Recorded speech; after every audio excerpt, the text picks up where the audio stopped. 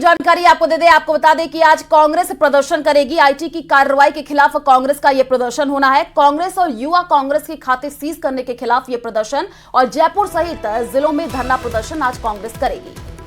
तो जयपुर में PCC chief Govind Singh Dotasra इस प्रदर्शन में शामिल होंगे। बड़ी खबर आपको इस वक्त की बता रहे हैं, कांग्रेस आज करेगी प्रदर्शन।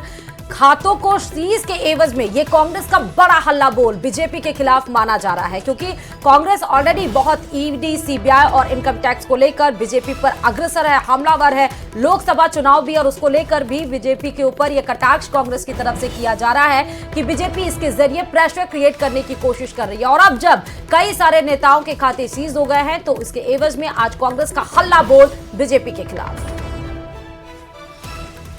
और दिल्ली से बड़ी खबर आपको इस बीच बता रहे हैं, जहां आज से बीजेपी में बड़े स्तर पर ज्वाइनिंग अभियान शुरू हो जाएगा।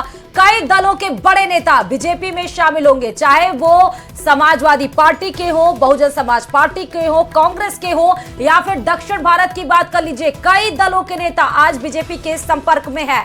तो देखिए, वर्तमान विधायक और सांसद भी बीजेपी के संपर्क में है, ऐसी भी खबरें सामने आई हैं। पार्टी की ज्वाइनिंग कमेटी जल्द ही उन पर फैसला लेकर के पार्टी में शामिल कराएगी। तो इस वक्त की ये बड़ी जानकारी आपको दे रहे हैं, दिल्ली से ये बड़ी खबर सामने आ रही है, जहां पर अब कई ऐसे नेता हैं जो बीजेपी में शामिल होंगे। तो बड़े स्तर पर आज ज्वाइनिंग अभियान शुरू होगी और पिछले दिनों से हमने तस्वीरें भी देखी है, हलचल बहुत ही ज्यादा तेज होती हुई नजर आई। कई बड़े कद्दावर नेता जो कि बीजेपी में शामिल हो सकते हैं। एसपी, बीएसपी, कांग्रेस समेत कई दलों के ऐसे नेता हैं जो कि बीजेपी के संपर्क में हैं।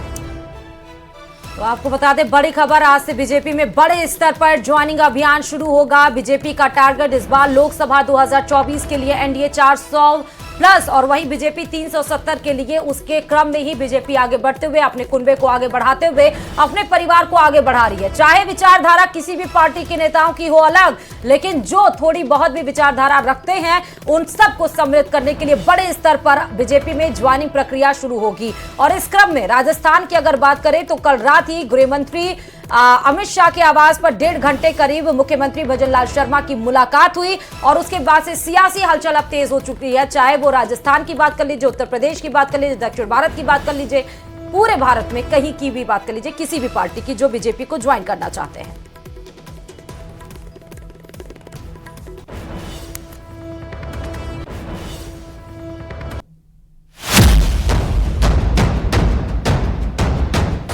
महेंद्र जी मालवीय के बाद खिलाड़ी लाल बैरवा बिगाड़ेंगे खेल।